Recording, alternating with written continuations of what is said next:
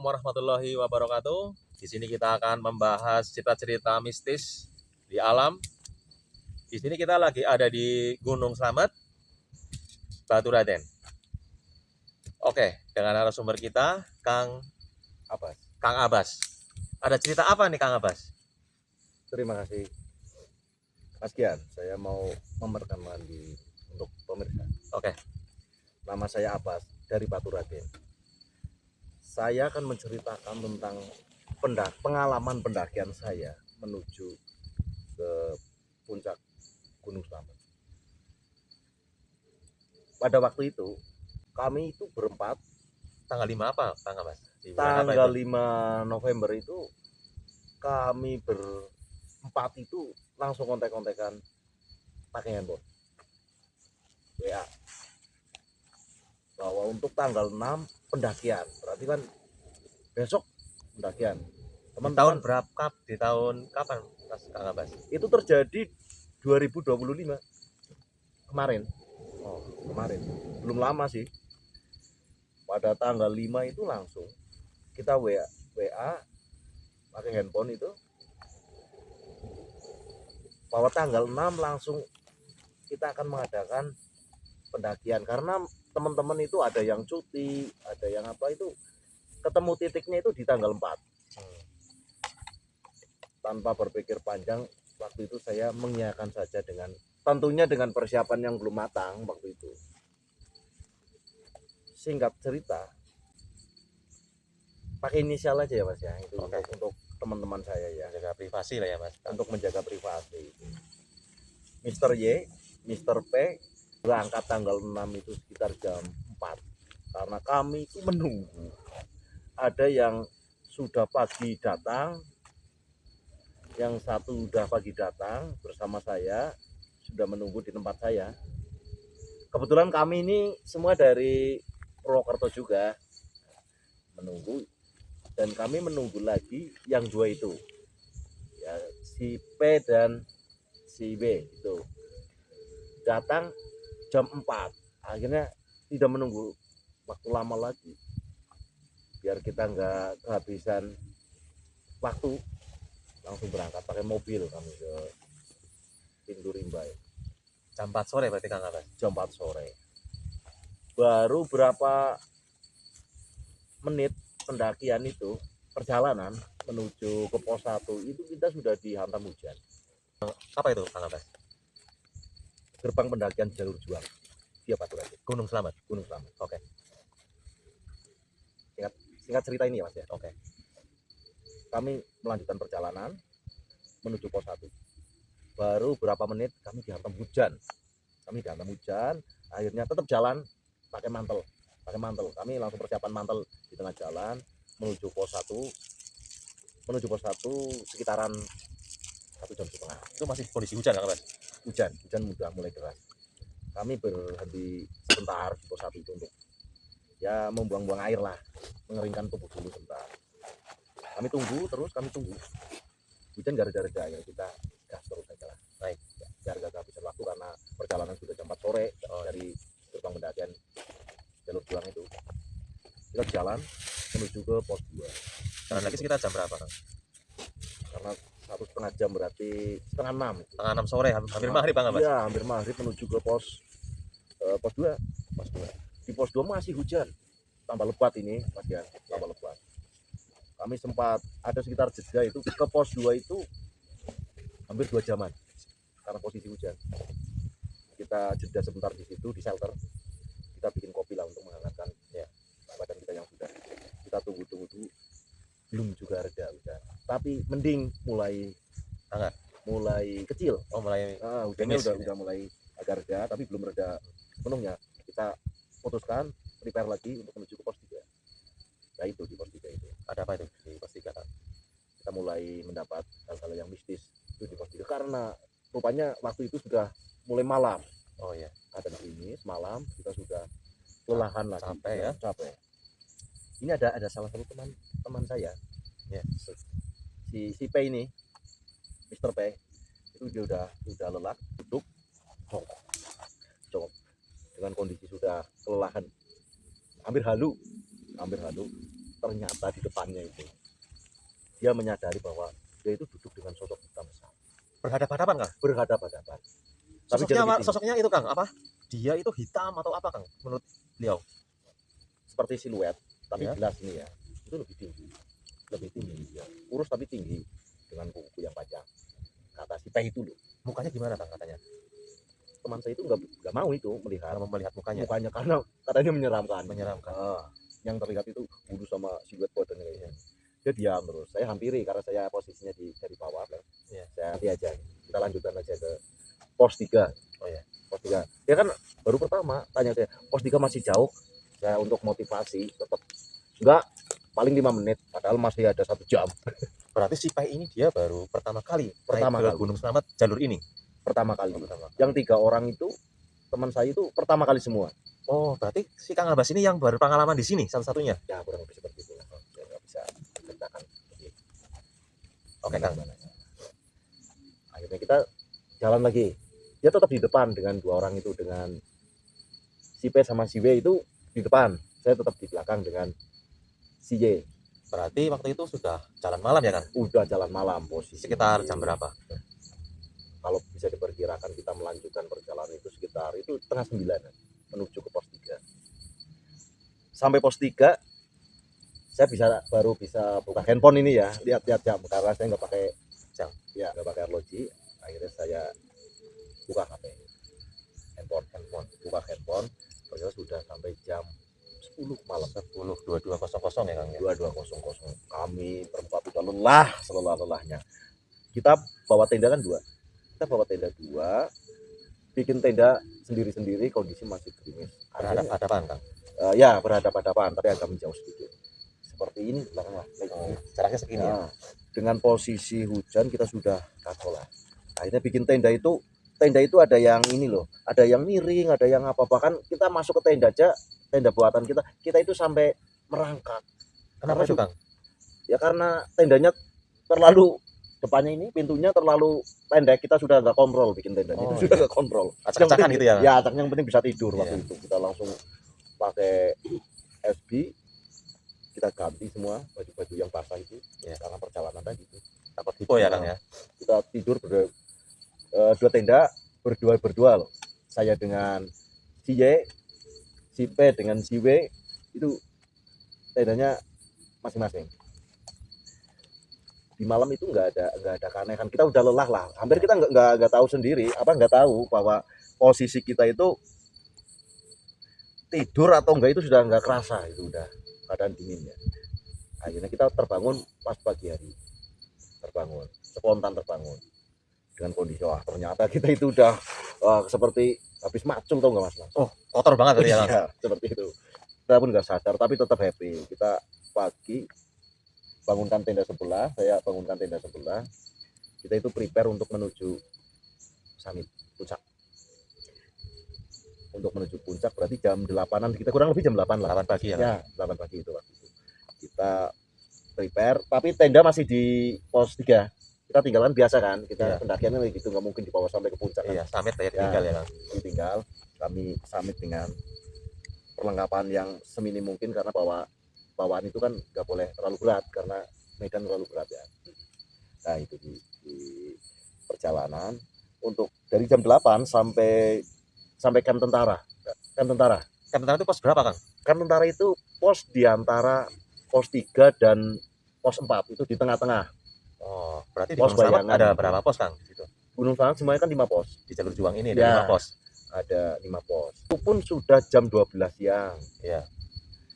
Pas di camp tentara itu jam 12 siang. Akhirnya kan kita namanya jam 12 siang kan, kalau kita sebagai orang Jawa kan harus berhenti dulu karena beduk itu. Posisi itu beduk. Zuhur. Ya syukur lah. Berarti kita bikin kopi sambil biasalah ngerokok untuk supaya menghindari kelelahan. Bikin kopi. Kita nggak merasakan apa-apa di situ. Karena di siang bolong kan, suasananya enak-enak aja. Tapi ya ada yang aneh ya, tetap ada. Apa itu Kang? Itu kita baru buka HP itu waktu itu. 2 orang itu, si Y dan si P itu buka HP. Saya nggak buka HP lah, hemat baterai. Oh ya. Hemat baterai. Itu rekam kan, giling. Oke, setelah selesai kopinya kita beres-beres lagi, kita melanjutkan perjalanan ke pos 4 dulu. Ke pos 4, sampai ke pos 4 tidak ada yang janggal, walaupun medannya tetap naik kan kayak gitu loh, kita pegangan rumput. Sampailah kami berempat di pintu gerbang pendakian. Kami berempat sampai di pintu gerbang Jerukan Jalur Juang Baturaden.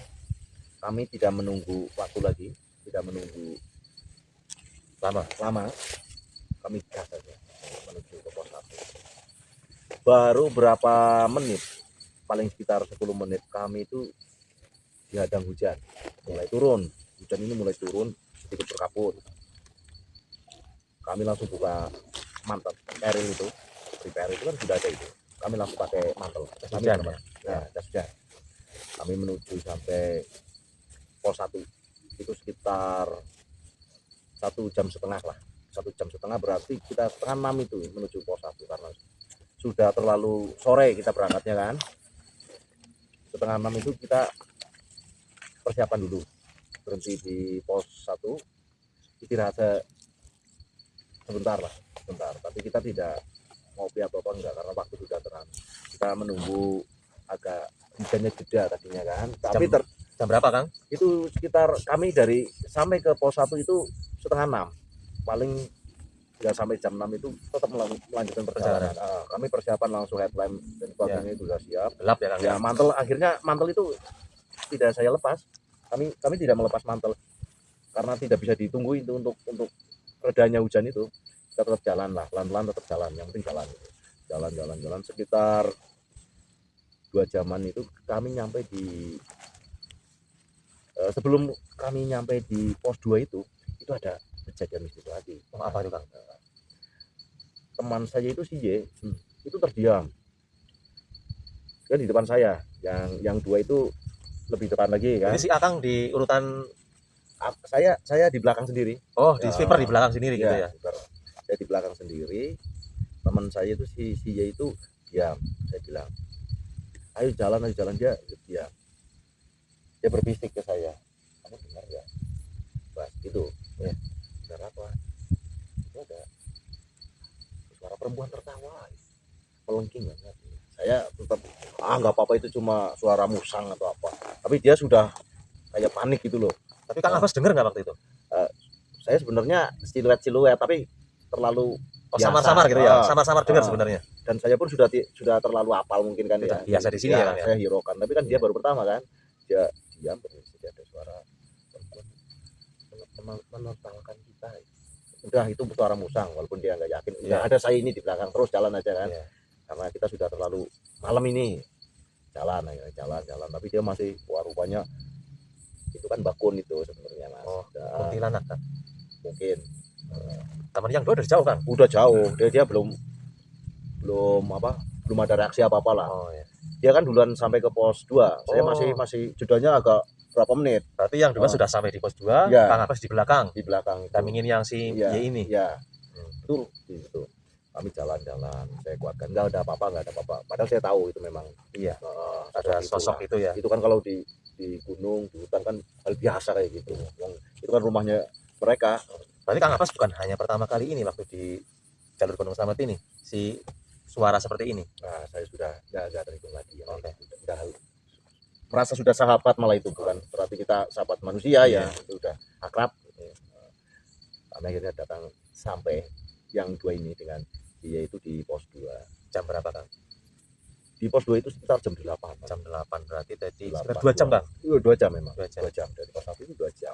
Akhirnya kita putuskan, kita sudah lelah. Kita minum kopi dulu. Kita persiapan bekal-bekal itu keluarin, tapi yang snack-snack itu loh. Akhirnya kita makan, bikin kopi. Kita ngobrol-ngobrol tipis sambil nunggu hujan reda. Tapi ternyata hujan lagi nggak mau reda itu. Berarti tetap berjalan kita lumayan mistis sih. Memang kacau. Dari alam pun kurang mendukung. Itu kurang mendukung. Akhirnya kita bikin kopi, ngopi. Kita lanjutkan lagi perjalanan itu. Kita jeda ada 1 jam di pos 2 itu. Ya, di pos 2 itu ada 1 jam. Kurang lebih 1 jam lah. Berarti dari jam 8 itu kan jam 9 lah. Jam 9 lanjut. Lanjut. Perjalanan. Nah, ini ada giliran yang 2 orang itu, si P sama si W teman saya Iya. itu jatahnya dia itu ada Apa itu, Kang? Ada lagi? ada lagi. Bahkan dia itu lebih ekstrim. Karena tadi kan suara ya, Iya. dia kan suara bakun yang di pos 1 saya dengan dia itu. Ini yang di depan kan dia jalan udah lama. Saya ikutin dari belakang, Iya. ternyata dia sedang duduk kayak gini loh Mas. Iya. Kayak gini, dia diam. Berarti itu setelah dari pos 2 lanjut di perjalanan agak nanjak. akan nanjak. Dia itu kayak duduk di kayu sambil kayak jongkok kayak gini. Dia itu diam. Akhirnya saya lihat, wah dari tadi udah lama kok baru nyampe di situ ya, Iya. di kayuan, yang kayu kopu itu Mas. Oh iya. Akhirnya saya ya ada apa sih, kayaknya aneh. Dia melotot tapi nggak mau cerita. Ayo lanjut, sudah malam ini kita nanti ngecamp di pos 3 aja. Nanti kita ngecamp di pos 3 aja. Pos 3 masih sudah dekat apa Bas gitu dia. Iya. Paling tinggal 4 jam lagi, padahal itu ada 1 jaman. Buat motivasi juga dengan Bahasa pendaki lah ya. buat motivasi. Dia jalan, tapi jalannya nggak mau menjauhi saya sekarang karena dia sudah tahu dia nggak mau cerita ya, nggak mau cerita. Jalan dia sampai ke pos 3, di pos 3 pun masih hujan tapi sudah agak reda Mas ya, kecil gitu ya. Akhirnya kita buka ini break lagi ya. Kita langsung aja waktu itu kita langsung pasang tenda seadanya. Kita sampai sudah bikin tenda aja, tangan sudah kami udah pada gemetar kayak sudah sangat kelelahan halu lah ya. Kita bikin tenda, kita 4 orang itu dua kan, bawa tenda 2 kan, jadi satu tenda 2 orang kan, si P itu sama si W, saya sama si Y kan. Bikin tenda aja sampai nggak ada bentuk Mas. Karena waktu itu bikin tenda aja, pintu untuk masuk ke tenda aja kita merangkak karena sudah nggak tahu itu posisi senternya seperti apa itu tenda. Itu langsung tidur Kang? Tidur. Kita langsung buka baju, ganti baju yang hangat yang masih kering kan, begitu kita langsung masuk S3, sempat masak, sempat apa itu. Nah, si Y itu nggak mengungkapkan apa yang dia lihat di belum. situ? Belum. Itu terjadi si P itu yang ada kejadiannya waktu di loh. Ya nanti ada si P sama si Y itu ngomong semua pas paginya itu kita mau summit. Kita mau summit itu dia cerita. Kita tidur dulu ini, kita tidur dulu sampai pagi. Saya terbangun lebih awal kan, jam 8-an ya, kita kurang lebih jam 8 itu. Pas kita bangun, pagi kita bikin makanan ringan lah ya, bikin mie sama kopi. Ada yang tusukannya susu ya murni itu yang putih itu kental manis. Akhirnya kayak gitu kita ngopi, kita pada cerita loh semalam gimana. Ternyata si Y itu yang menuju ke pos 2 dia mendengar ditertawain sama perempuan itu kan bakun itu. Tapi istilahnya kalau di orang kita itu kuntilanak gitu ya. Ya seperti itu. Nah, tapi sosoknya nggak menampakkan diri ya. Mungkin bisa akan menampakkan, cuma waktu itu dia kan nggak berani menoleh karena ini udah kaku katanya loh. Suara dari arah belakang kan? Samping dia nggak menoleh. Dia nggak mau menoleh, sudah menolehnya malah ke kanan ke bisik. Itu kan mengerikan sekali. Nah, inilah yang menarik lagi, yang satu itu yang tadinya seperti memang pemberani itu, yang pemberani si P itu. Dia yang duduk itu menuju pos 3 itu, yang kayak gini, dia mendengar. Dia ngomong, "Wah, Mas, tadi malam itu saya itu diam itu pas saya sudah kecawen, ternyata di depan itu ada sosok tinggi besar. Ternyata di depan dia waktu duduk itu ada sosok tinggi besar."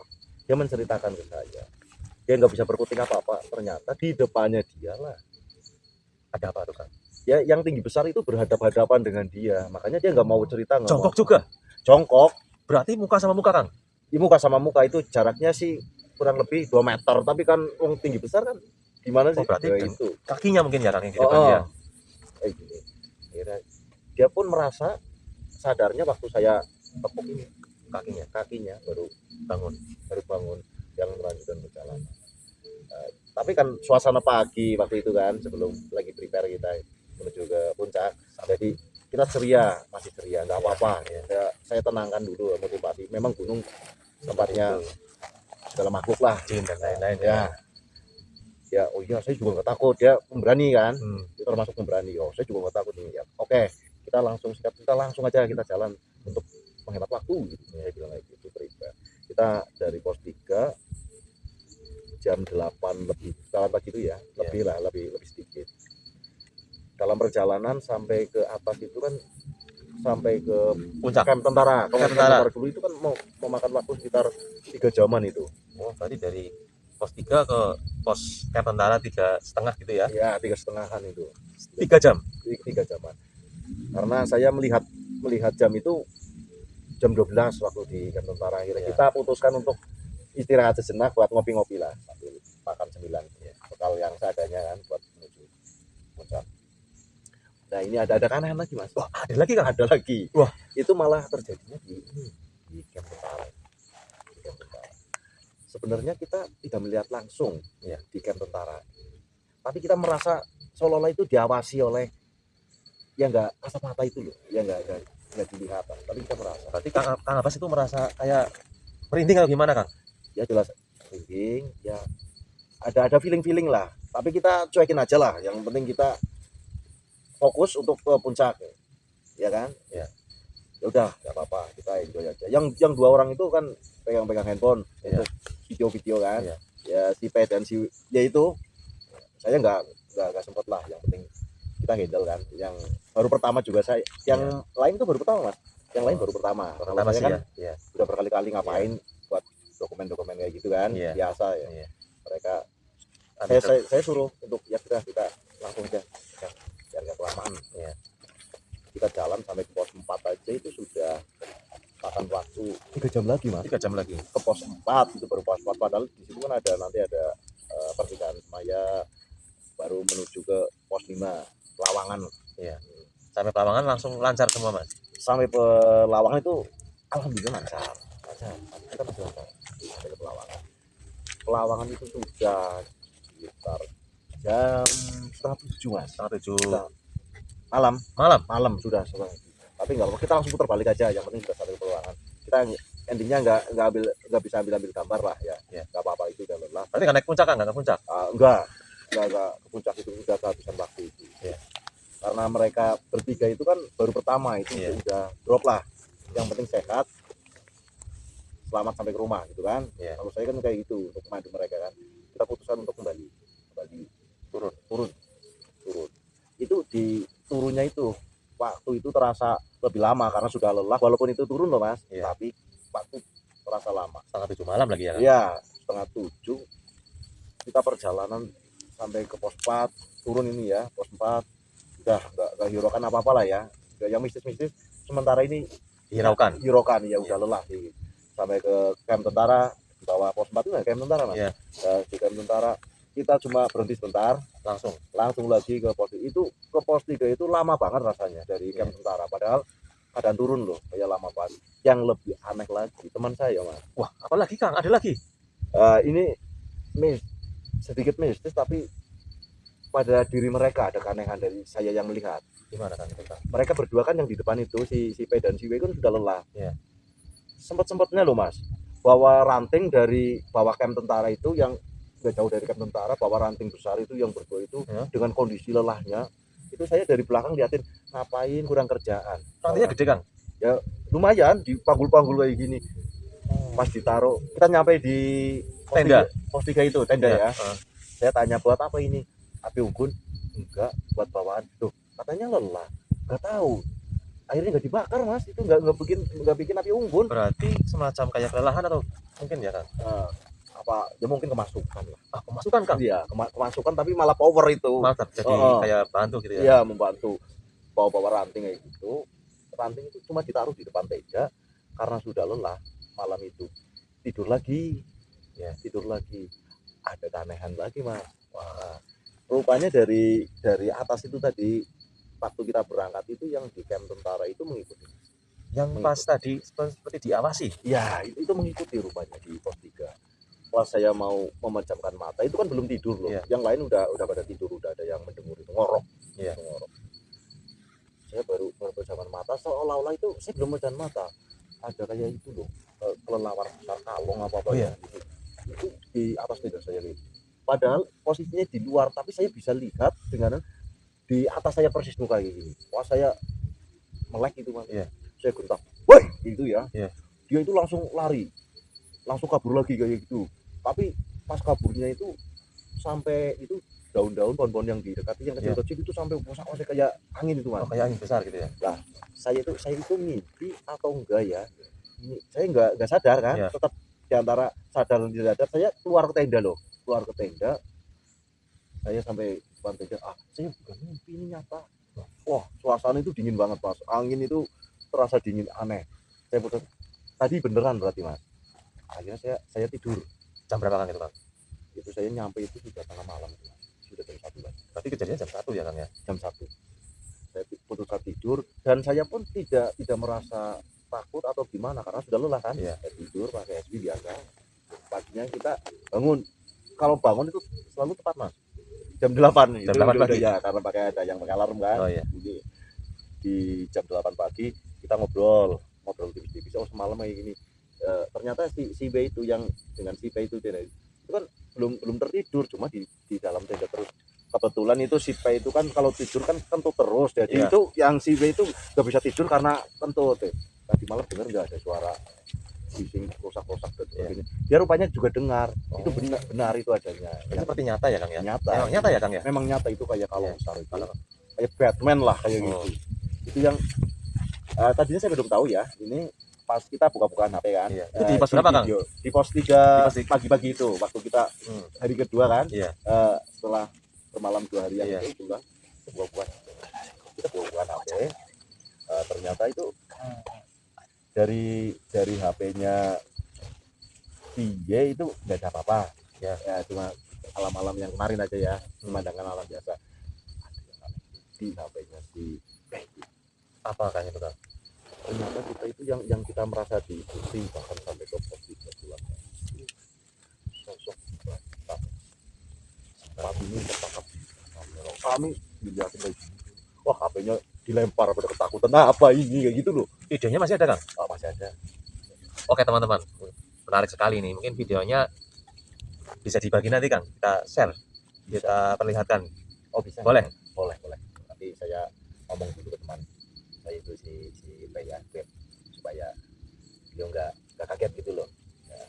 Oke pemirsa, berarti nanti videonya kita akan selipkan. Oke Kang Abbas, dilanjutkan. Akhirnya kita prepare itu sampai jam 9 kita turun. 9 pagi ya, kita turun udah kemas-kemas sudah dengan walaupun kita lelah namanya sudah naik ke gunung kan suasana bahagia ya. Kita turun aman. Pas kita pulang aman. Tapi di pos 3 itu kita sudah melihat itu. Jadi was-was ya Kang ya? Tetap was-was. Sempat di pos 2 itu turun, kita juga istirahat lagi di situ. Tinggal bekal sisa kita habiskan di pos 2. Akhirnya kita sampai ngerokok aja itu tinggal lintingan, tahu nggak Mas lintingan? Iya. Tinggal lintingan itu yang bawa mbako. Yang tadinya kita merokok dengan yang masih yang ada gabusnya yang mahal-mahal gitu. Yang bermerek? Amunisi terakhir itu. Dari yang bermerek sampai yang ke bikin sendiri. Ya, bikin sendiri yang lintingan. Tembakau ya? Ya, Kang, tembakau. Kita ngelinting sambil menghabiskan logistik. Itu sudah habisnya di pos 2 lah, nggak ada lagi. Masih ada bendera merah putih. Itu yang ya si W itu kan biasa panjat-panjat pohon ya. Di kelelahannya pun dia masih panjat pohon yang paling tinggi, dia pasang bendera di atas. Wah, untuk kenang-kenangan kan. selebrasi Katanya, gitu ya Kang? Ya, selebrasi untuk kenang-kenangan. Akhirnya kita turun sampai ke pos 1 sudah nggak ada bekal kan. Akhirnya nggak lama-lama karena udah nggak ada apa-apa kan, Langsung cuma istirahat sebentar ya. Berapa menit langsung pulang ke pintu Rimba itu. Pintu Rimba udah baru seberapa itu belum sore banget itu. Baru jam sekitar itu jam 4, setengah 4. Kan masih sore. Iya. Pas pulang malah kita itu terang suasananya. Cerah. Kemarin penuh dengan hujan. Ya, cobaan lah. Mau ada yang mistis-mistis mungkin ya. Karena di perjalanan kita kan yang 3 itu kan baru pertama, kadang-kadang ada tutur kata atau sopan santunnya masih belum tahu tentang pegunungan kan gitu. Kita ngobrol nggak apa-apa lah, maklumi. Akhirnya kita telepon nunggu jemputan dari rumah di gerbang pendakian itu, Cerukan. Jemputlah, kita pulang masing-masing dengan selamat. Itulah cerita saya Mas, yang saya alami pada waktu itu. Oke pemirsa, dari cerita Kang Abbas ini mungkin kita sedikitnya belajar dari pengalaman beliau bahwa di hutan, di alam kita harus banyak saling menghargai. Ketika kita memang pemberani, kita tetap juga harus menjaga sopan santun, adab, dan sebagainya seperti kita di kehidupan manusia seperti biasanya. Sekian dari kami, sampai jumpa di video berikutnya. Wassalamualaikum warahmatullahi wabarakatuh.